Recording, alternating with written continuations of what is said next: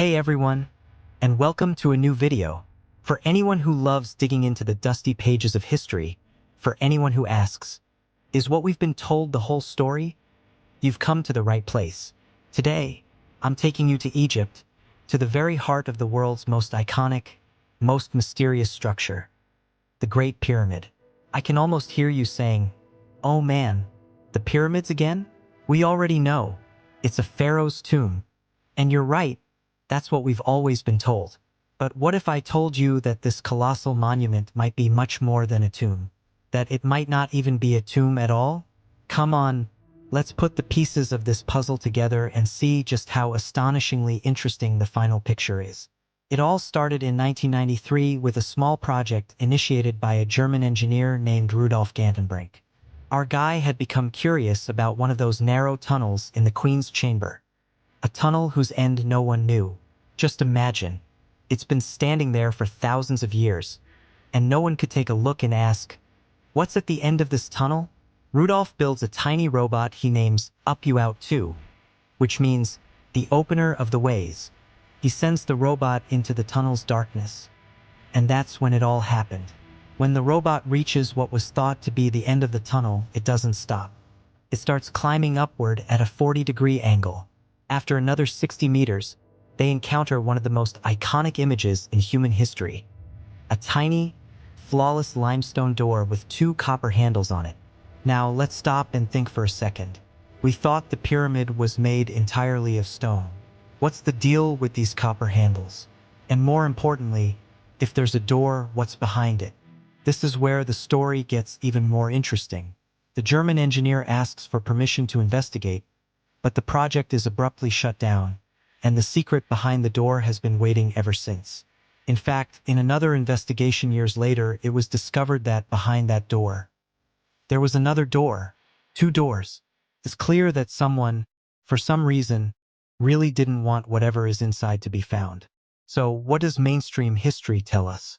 It's the tomb of Pharaoh Khufu. As proof, they point to that empty granite sarcophagus in the king's chamber. Seems logical, right? But there's a problem.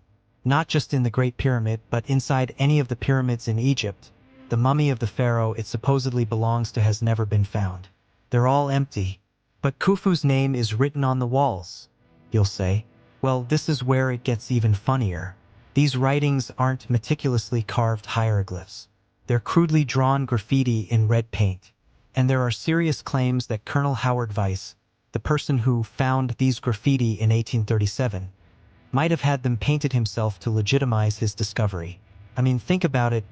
One of the biggest pieces of evidence for the whole tomb theory is a piece of graffiti that could be a fake. It's like spray painting Patrick James did this on the base of the Eiffel Tower and claiming the tower belongs to him. A bit weak, don't you think? So, if the tomb theory is on shaky ground, what's left? What's left is a mind-boggling engineering marvel. Music tempo increases, becomes more dynamic.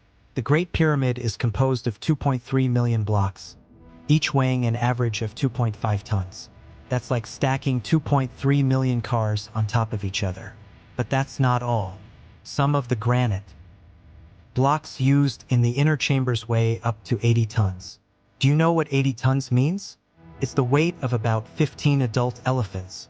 And these giants were brought from Aswan, 800 kilometers away. Considering the wheel hadn't even been invented and the strongest ropes were made of papyrus.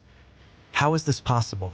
Even today, moving an 80-ton object is a massive operation. Our most powerful mobile cranes would struggle under that weight. Yet, we're expected to believe that ancient engineers accomplished this by dragging them on wooden sleds over wet sand. Let's say they managed it on flat ground. But how did they lift this 15-elephant-sized block to the king's chamber, 100 meters up inside the pyramid? There is still no clear answer to that question. But the real insanity isn't in the transport, it's in the craftsmanship. These massive blocks are interlocked with a precision so fine that you can't fit a razor blade, or even a single human hair, between them. No mortar, no adhesive, just flawless geometry. This structure has withstood earthquakes and storms for thousands of years, thanks only to its own weight and that incredible cutting precision. So what did they cut these stones with? The official answer, copper chisels, and saws. Now let me give you a piece of information. The hardness of stone is measured on the Mohs scale. Limestone is a 4, and granite is a 7. The hardness of copper is only 3. So, cutting a much harder stone with a soft metal, and as smoothly as if you were cutting butter, that's physically impossible. There are even researchers who take it a step further. Engineers like Christopher Dunn claim to have found evidence of modern machine marks, even drill marks, on some of the granite boxes and stones inside the pyramid.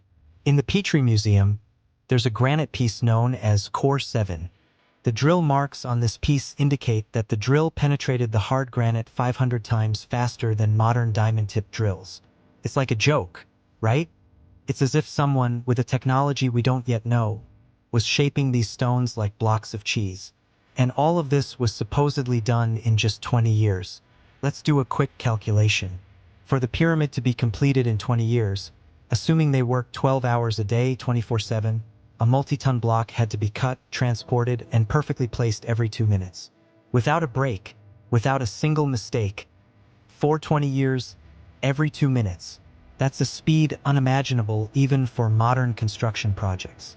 Music tone changes, becomes more mysterious and cosmic. So why go through all this trouble? If the goal was just to build a lavish tomb for a king, why this mind-boggling precision and mathematics? This is where the idea emerges that the pyramid is not just a structure, but a message encoded in stone. Are you ready? Brace yourselves. The Great Pyramid is located at the exact geographic center of Earth's landmasses. A coincidence? Maybe. The pyramid is aligned to true north more precisely than any other structure on the planet.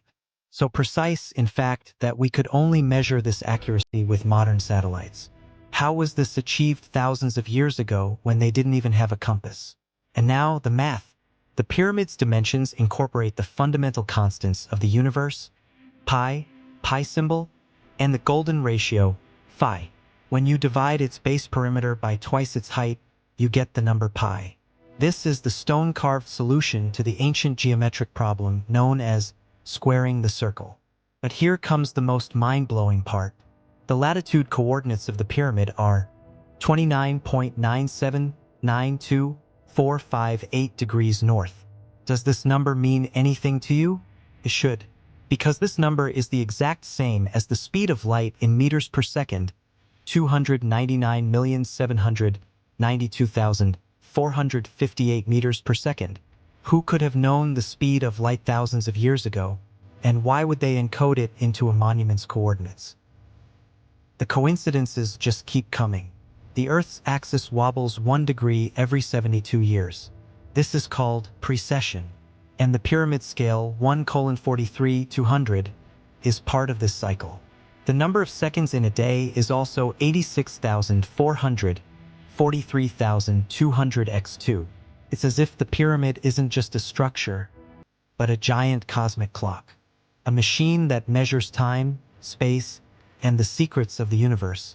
When all these marvels of engineering, mathematics, and astronomy come together, one can't help but ask, if this isn't a tomb, then what was it? This is where the alternative theories come into play. Some suggest the pyramid was a giant power plant.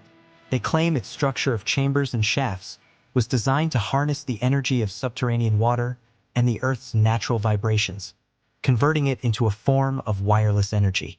The fact that the king's chamber resonates at a specific frequency is an interesting detail that supports this theory. Others point to the obsession with the Orion constellation. The 3 pyramids at Giza are laid out like a reflection on Earth of the 3 stars in Orion's belt. Perhaps this was the stone-carved version of the ancient wisdom, as above, so below. Maybe someone wanted to leave behind a map to the stars. And the most daring theory, perhaps the Great Pyramid is the legacy of an advanced global civilization that existed long before us, with a technology different from our own. Think of the Sphinx right next to the pyramid. According to official history, it was built in the same period.